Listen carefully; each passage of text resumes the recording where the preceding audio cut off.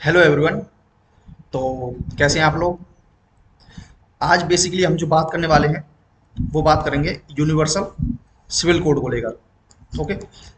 और ये चर्चा में भी है और न्यूज़पेपर में भी आया हुआ है कि यूनिवर्सल सिविल कोड है क्या।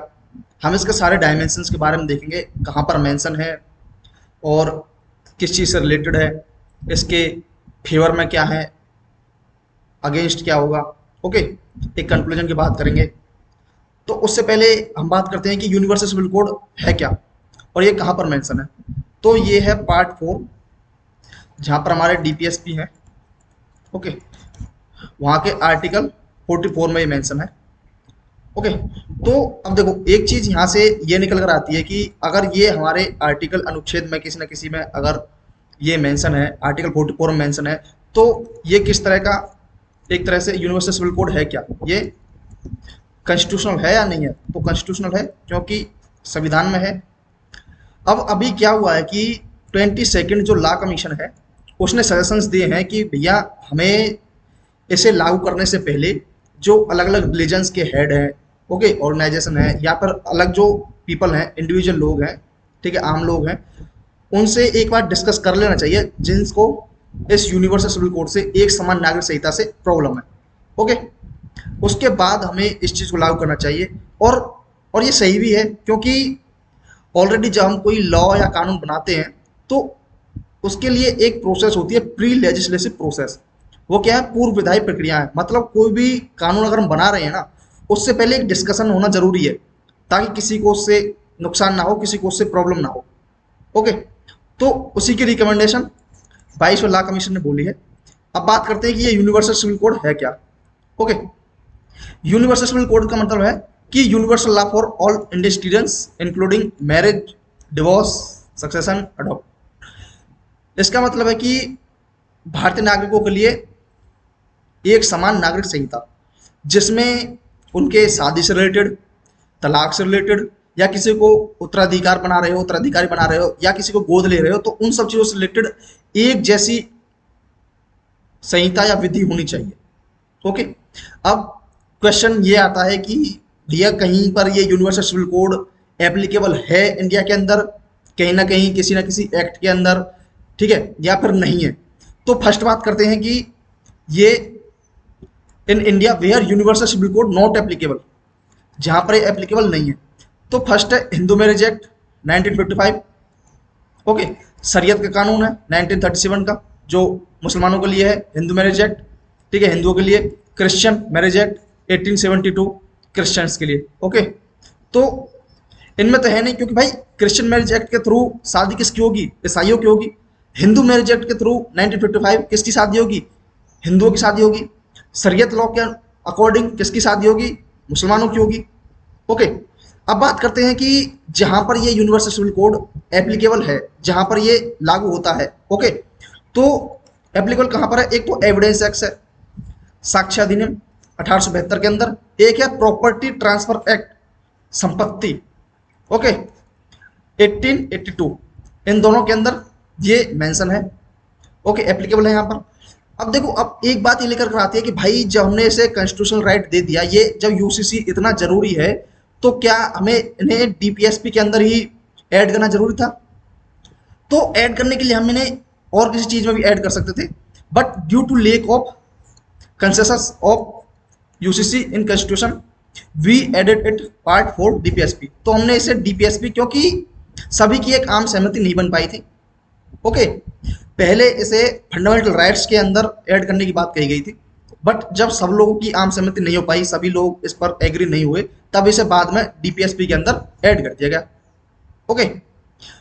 अब ये तो हो गया कि यूनिवर्सल सिविल कोड एक समान नागरिक संहिता है क्या, कहाँ पर मेंशन है, कहाँ पर नहीं है। ओके। कहाँ पर एप्लीकेबल है, किस कानून के अंदर है, किस कानून के अंदर नहीं है। अंडरस्टैंड। अब बात करते हैं कि इसके फेवर में क्या है। ओके। तो आर्ग्यूमेंट जो जो दिए, अब ऐसा तो है नहीं कि सारी चीज़ें अच्छी होंगी, तो कुछ ना किसी चीज़ के फेवर में भी और अगेंस्ट में भी कुछ ना कुछ पॉइंट्स होंगे। तो फर्स्ट हम डिस्कस करते हैं कि फेवर में क्या आर्ग्यूमेंट है। ओके। तो आर्टिकल 44 इंस्ट्रक्ट टू डू, क्योंकि आर्टिकल 44 हमें ये सब करने की अनुमति देता है, तो ये होना चाहिए भाई, बिल्कुल होना चाहिए। सेकंड है कि इफ कंट्री इज सेकुलरिज्म, हम क्या है, हमारा देश क्या है, हमारा जो देश है इंडिया है वो सेकुलर कंट्री है, धर्मनिरपेक्ष है। और जब इंडिया हमारा धर्मनिरपेक्ष है, जब हमारे देश धर्मनिरपेक्ष है, तो भाई एक जैसा कानून है, जैसी नागरिक संहिता लागू करने में क्या प्रॉब्लम है, तो वो होनी चाहिए। तो ये फेवर में है। ओके।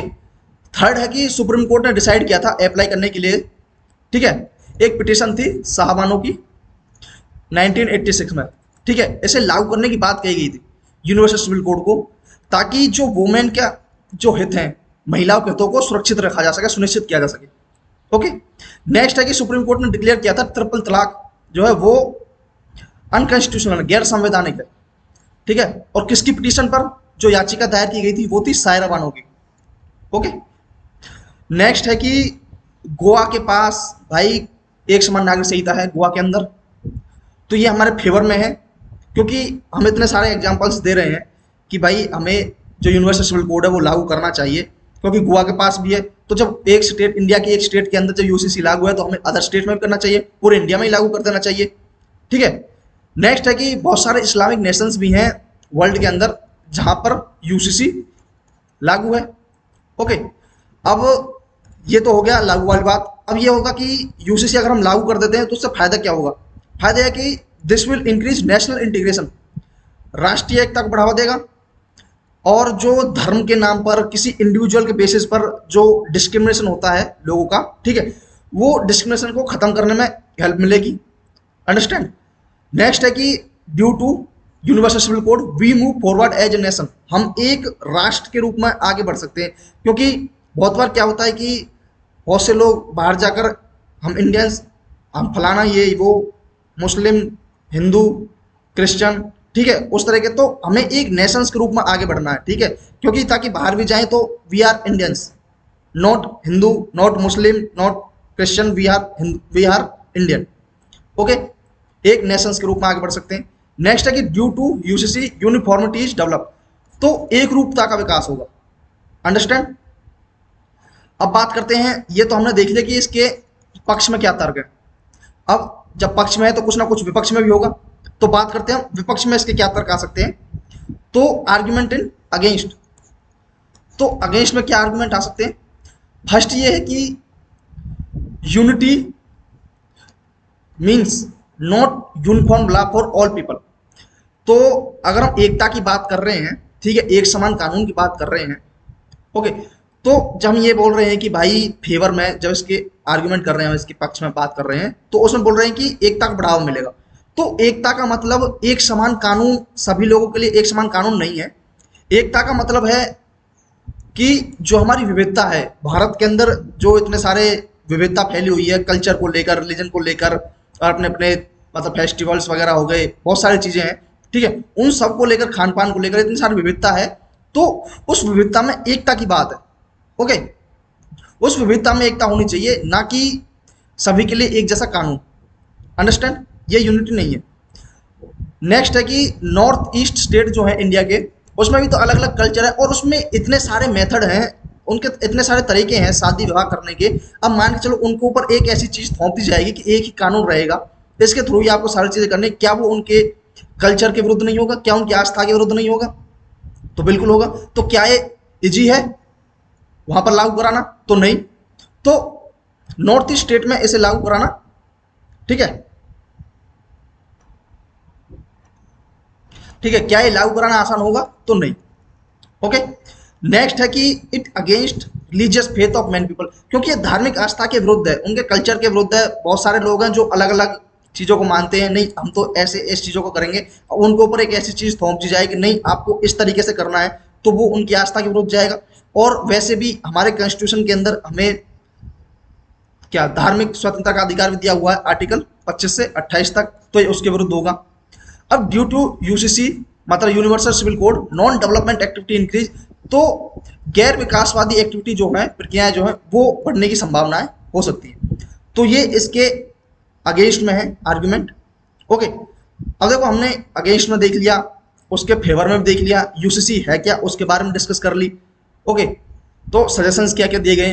अब एक चीज़ आती है कि अगर हम ये सारी चीज़ें लिख देते हैं तो लास्ट में हमें कंक्लूजन लिखना होता है कि हम निष्कर्ष क्या लेंगे। अब बात यह है कि ये लागू क्यों नहीं हो पा रहा है, ये इस वजह से लागू नहीं हो पा रहा है कि क्योंकि गवर्नमेंट जो क्या करती है कि वो सीधा कानून बना देती है।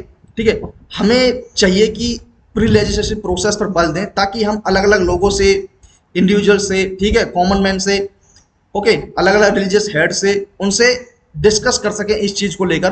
ठीक है, तो यही चीज़ आपको कंक्लूजन में डालनी है कि हमें प्री लेजिस्लेटिव प्रोसेस मतलब पूर्व विधायी प्रक्रिया को बल देना चाहिए। पहले हमें उनके साथ बैठकर डिस्कस करना चाहिए इस चीज़ को लेकर कि हम ऐसा करने वाले हैं, तो आप अपनी राय दीजिए, आप अपने सजेशंस दीजिए, एडवाइस दीजिए। ठीक है, तो उसके ऊपर ये कंक्लूजन हो सकता है। अब बात करते हैं कि इसमें क्वेश्चन है, ये एक क्वेश्चन डाला है, ठीक है, जो यूपीएससी का लेटेस्ट ट्रेंड है उसके बेस पर है। तो आप एक बार इसे सॉल्व कर देखिए। और लास्ट में एक क्वेश्चन है मेंस का कि many time secularism directs adaptation of universal civil code. ठीक है, बहुत बार जो हमारा जो पंथ निरपेक्ष है, मतलब धर्मनिरपेक्षता जो है, जो हमारे इंडिया की, जो हम कहते हैं कि हम धर्मनिरपेक्ष है, तो वो कई बार इशारे करती है कि हमें यूनिवर्सल सिविल कोड को अपना लेना चाहिए। ठीक है, उसे लागू कर लेना चाहिए। तो क्या आपके विचार में जो हम अडेप्ट करें या इसे नहीं करें, इसे लागू करें या नहीं, तो आपको अपने ओपिनियन, अपने विचार बताने हैं, इसके पक्ष और पक्ष में तर्क देने हैं। ओके, तो इतना कुछ बता दिया है आपको, तो इजीली होगा आपके लिए। तो आप ये आराम से डिकोड कर सकते हैं। ठीक है, आराम से लिख सकते हैं और प्रैक्टिस करिए लिखने का। ओके, तो आज के लिए इतना ही, मिलते हैं नेक्स्ट वीडियो में। Okay, thank you.